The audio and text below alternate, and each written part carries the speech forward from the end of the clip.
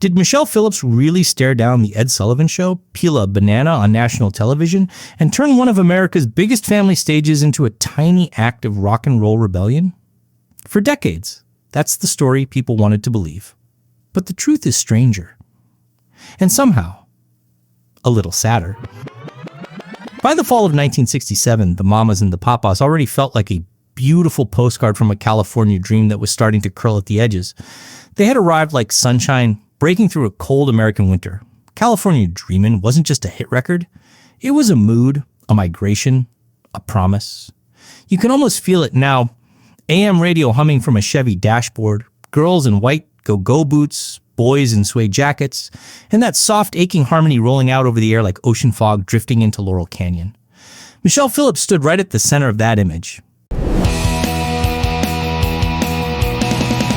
Born Holly Michelle Gilliam in Long Beach, California, she seemed to embody the exact thing the band was selling to the world: West Coast beauty, mystery, and a little danger behind the eyes. John Phillips would later describe her as pouty and fiery, and that tension became part of the group's electricity from the very beginning. She met John when she was just 18. He was older, already married, already carrying a more structured East Coast life into the room. Their relationship began in scandal and urgency, the kind of beginning that almost guarantees a dramatic middle. They married, chased music, and eventually landed in New York, where a brutal winter pushed them emotionally and artistically toward the song that would define them. One freezing night, John woke Michelle up to help him write lyrics. She was irritated at first, but later called it the best wake-up call of her life. Out of homesickness, sleeplessness, and longing, California Dreamin' took shape. And that song still feels like a Polaroid of 1965 America. Catholic church candles, gray city sidewalks, the dream of palm trees and open sky. It was more than a record. It was escape. By 1964 and 1965, two folk group streams collided. John and Michelle from the New Journeymen, Cass, Elliot, and Denny Doherty from the Mugwumps. And suddenly there it was, that sound. John called it the fifth voice. Four singers blending so perfectly that it felt like a separate presence had entered the room. Before the hit records, before TV stages, before the tailored velvet and the flashbulbs, they struggled hard. They lived in poverty in the Virgin Islands, stayed in tents, and refined those harmonies under pressure. There's even that incredible story of Michelle winning enough money at a casino craps table to help get the group back to the States. It sounds like a movie scene because it practically was. Then the explosion came. December 1965, California Dreamin' hits. 1966, Monday follows. And just like that, the Mamas and the Papas became one of the defining sounds of the decade. This was the era of color television blooming into American living rooms, of Carnaby Street fashion, mod prints, fringe, and pop art graphics. Their records played at beach parties, college dorm rooms, and suburban kitchens alike. They looked glamorous, but approachable. Sophisticated, but dreamy. Their harmonies made people feel like California itself had become a sound you could buy for 99 cents. But inside the group, things were already fraying. Michelle and Denny Doherty began an affair. Cass Elliot, reportedly in love with Denny, was heartbroken. John was furious, then wounded, then volatile. It became the kind of emotional knot no band can survive for long, especially not one whose power depended on intimacy.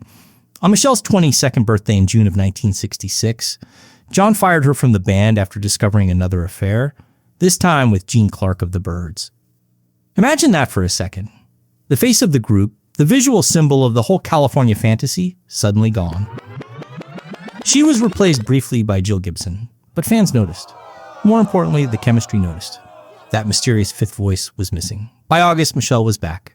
That return should have felt triumphant. Instead, it felt temporary, like putting gold trim back on a house with cracked foundations.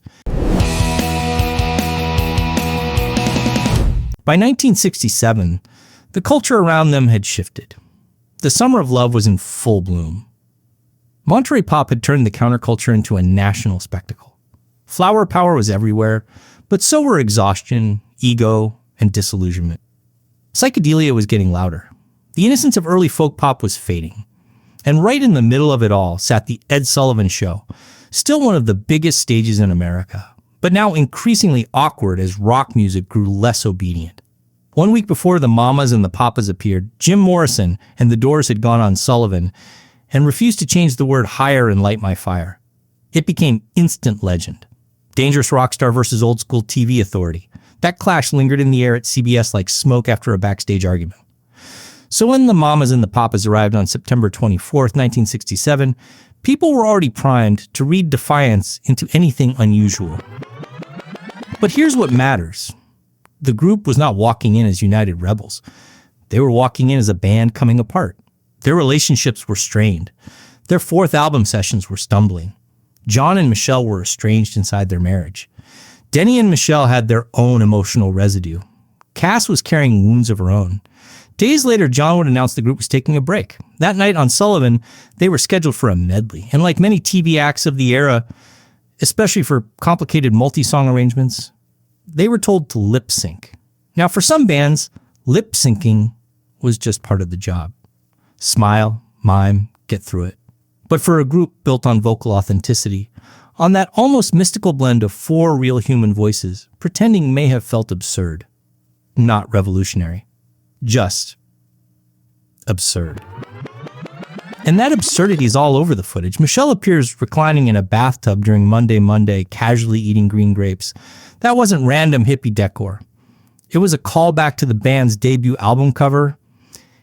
If you can believe your eyes and ears, with the famous bathtub image that had caused its own little censorship fuss because a toilet was visible in the corner.